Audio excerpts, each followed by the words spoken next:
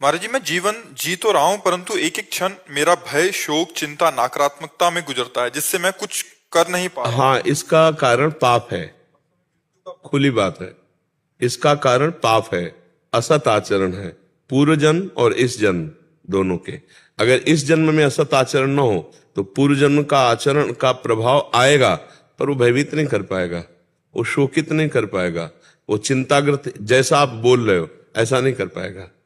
आएगा, जैसे शरीरों में रोग आता है, कोई घटना आती, विपत्ति आती, पर हमारा जब भगवान से संबंध है, आश्रय है, तो हमें फिर भय नहीं रहता, हमें चिंता नहीं रहती। भगवान के चरणों का आश्रय लेने वाला निर्भय होता है, निशोक होता है, निश्चिंत होता है।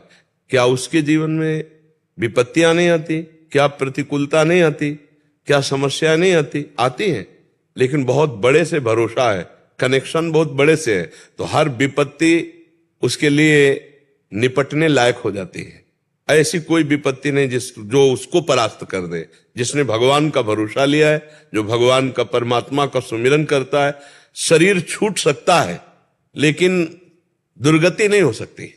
शरीर छूटेगा, परम पद मिलेगा, उत्तम गति प्राप्त होगी। हम ये नहीं कहते शरीर नहीं छूटेगा, शरीर छूट गया। बड़े बड़े महापुरुषों का शरीर छूटा है, गुरुजनों का शरीर छूटा है, उन्होंने धर्म के लिए शरीर छोड़ दिया, लेकिन आज उनका यश गाया जाता है। उनके वचनों के अनुसार हम चलकर परम पद को प्राप्त करते हैं, परमात्मा को प्राप्त करते हैं। तो चिंता, शोक, भय, ये जिसके अंदर, विषाद ये जिसके अंदर है, वो पाप का कारण है। पाप होता है मोह से, अज्ञान से।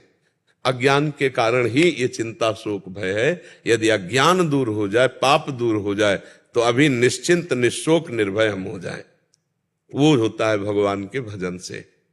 जब तक भजन नहीं होगा तब तक कुछ समस्याओं का समाधान नहीं होने वाला। इसीलिए हमारे हर प्रश्न का उत्तर होता नाम जप।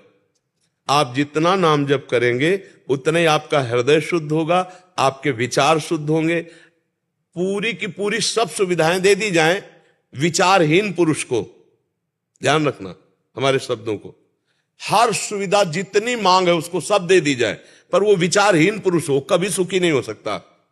और जिसके पास एक भी सुविधा ना हो लेकिन विचार पवित्र हो, वो सुखी होगा, मुस्कुराता मिलेगा। विचारवान पुरुष ही सुखी होता है। जब हमारे विचार नकारात्मक बढ़ने लगते हैं, निगेटिव हो जाते हैं, तो हमें डिप्रेशन में भी पहुंचा देते हैं और यहां तक कि मृत्यु का भी दंड दे देते हैं। विचार ही तो है, ये विचार ही तो है। ये विचार जो पवित्र होते हैं वो भजन से होते हैं, दूसरा किसी से नहीं, न रुपए से, न पैसे से, न पद से, न प्रतिष्ठा से। विचार जो पवित्र होते हैं वो भजन से होते हैं। भजन ना होने के कारण बहुत अच्छा जीवन दुर्विचार में नष्ट कर दिया। जितनी जेल भरी है वो विचार दूषित वालों से भरी है।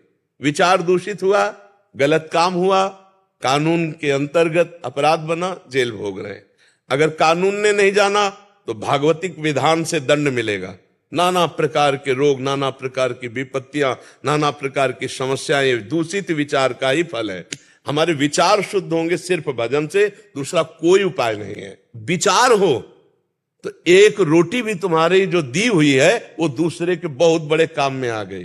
तो विचार शुद्ध भजन से होते हैं। इसलिए परमात्मा को जो नाम प्रिय हो, जो नाम प्रिय, हमारे प्रभु के बहुत से नाम हैं, अनंत नाम है।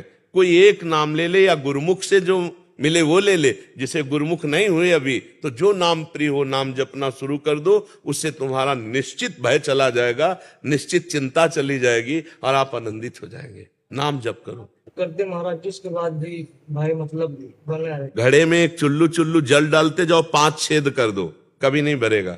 उन छेदों को बंद करो ना। हम क्या बोले, हमारे वचनों पर ध्यान दो। पूर्व का पाप और वर्तमान का पाप। पूर्व का पाप हमें चिंता शोक में डालने की कोशिश करेगा, लेकिन वर्तमान में हम सही चल रहे हैं तो हमें फंसा नहीं पाएगा। वर्तमान का पाप ये शोक दे रहा है। वर्तमान के पाप आचरण छोड़ दो। आप जानते हो आप क्या कर रहे हो, अंदर से देखो, अपने हृदय को देखो और जो गलतियां उनका सुधार करो, आनंद आ जाएगा। ऐसा हो कि पूर्व के प्रारब्ध से केवल हम चले तो हम में और पशु में अंतर क्या है? वो भी प्रारब्ध भोग रहा है, हम भी प्रारब्ध भोग रहे हैं। फिर हम मनुष्य किस बात के? हम मनुष्य इसी बात के हैं कि हम नवीन अनुष्ठान करके, भजन करके, कर्म करके पूर्व प्रारब्ध की धज्जियां उड़ा दे और हम भगवान को प्राप्त हों। समझ पा रहे हो आप? हम परमात्मा के अंश हैं, कोई साधारण नहीं है। हम सब हम परमात्मा के अंश हैं। हे माया हमको परास्त कर देगी, तब जब भगवान से विमुख है, अगर हम पर प्रभु के सन्मुख है, नाम जप कर रहे, दूसरों का हित कर रहे, सबका मंगल चाह रहे, हमारा कौन बाल बाका कर पाएगा।